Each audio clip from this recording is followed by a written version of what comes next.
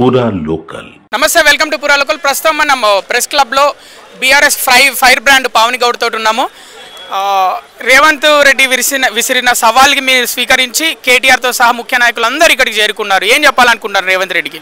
రేవంత్ రెడ్డి ఇప్పటికైనా ఈ సవాళ్ళ పర్వాన్ని ఈ బూతు మాటలను బంద్ చేసి తెలంగాణ ప్రజలకు ఇచ్చిన హామీలను గ్యారంటీలను నెరవేర్చు అని చెప్పుకుంటున్నాం ఏమన్నంటే సవాల్ ఇసురుతావు ఆనాడు 2018లో సవాల్ ఇసిరినావు రాజకీయ సన్యాసం అన్నావు రాజకీయ సన్యాసం తీసుకోలే ఆగస్టు 15 లోపు రుణమాఫీ చేస్తా అన్నావు రుణమాఫీ కరెక్ట్గా చేయలేదు ఈనాడు నిన్న ఎల్బీ స్టేడియంలో 100 తలకాయలు తీసుకొస్తా 60,000 ఉద్యోగాలు ఇచ్చిన అది ఇది అని చెప్పినావు 60,000 ఉద్యోగులన్నా తీసుకొచ్చి సోమాజిగూడలో మీ నాయకులు ఎవరన్నా తీసుకొచ్చి చూపించినా చూసేటోళ్ళం కదా మీ ముఖాలకు ఈ సవాళ్ళు విసురుడు బంద్ చేయర్రి ప్రజా పాలన అన్నారు ఇందిరమ్మ రాజ్యం అన్నారు ప్రశ్నిస్తా అని అధికారంలోకి వచ్చిర్రు ప్రశ్నిస్తున్న ప్రతి ఒక్కరి మీద తప్పుడు కేసులు పెట్టి లేనిపోని నిందలు వేసి జైళ్లలో కూర్చుండబెడుతున్నారు ప్రతి ఒక్కరు రేపు రాబోయే రోజులల్లా నీ అరాచకపు పాలన మీద నీ మీద సమర శంఖం పూరించి యుద్ధం ప్రకటిస్తారు రాబోయే రోజులల్లా ఏ ఎన్నికలు వచ్చినా బీఆర్ఎస్ పార్టీకి బ్రహ్మరథం పడతారు బాపు కేసీఆర్ గారికి బ్రహ్మరథం పడతారు తెలంగాణ ప్రజలు ఎందుకంటే మంచి ఏదో చెడేది పాలేంది నీళ్ళేంది అనేది మొత్తం తెలుసుకున్నారు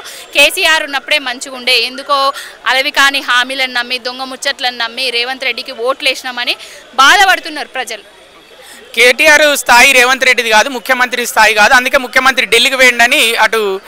కాంగ్రెస్ శ్రేణులు చెప్తున్న పరిస్థితి స్థాయి అంటే ఏంటిది అసలు స్థాయి గురించి మాట్లాడే ప్రతి ఒక్కడికి స్థాయి ఏందో తెలుసా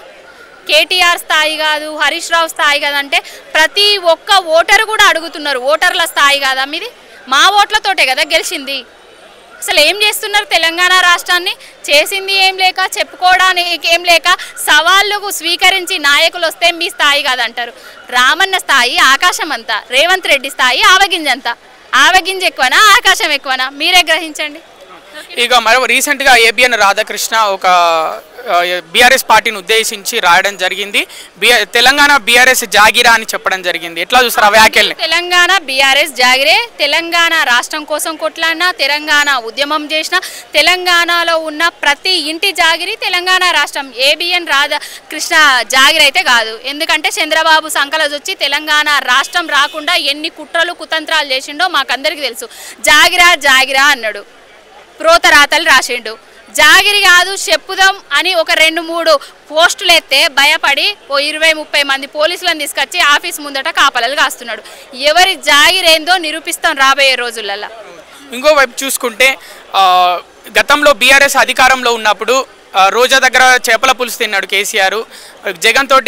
జగన్ ఇంటికి పిలిపించుకున్నాడు కేసీఆర్ అలాగే ఇంత కలివిడిగా ఉన్నప్పుడు మేముంటే ఆంధ్ర నాయకులతోటి వీళ్ళకేంటి ప్రాబ్లం అని కాంగ్రెస్ అంటుంది ఇప్పుడు చేపల పులుసు తినుడు వేరే విషయము కలివిడిగా ఉండు వేరే విషయము తెలంగాణ రాష్ట్రంలో ఉన్న వరద నీటిని కొంటబోవుడు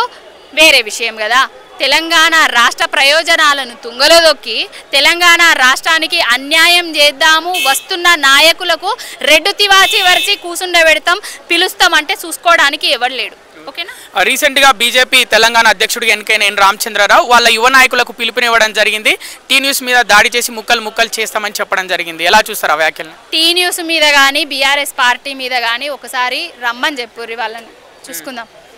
అంటే ఏం చేస్తారు చూసుకుందామంటే ఏం చేస్తారు వాళ్ళు ఏం చేస్తామని అద్దాం అనుకుంటున్నారో అదే చూసుకుందాం రమ్మనండి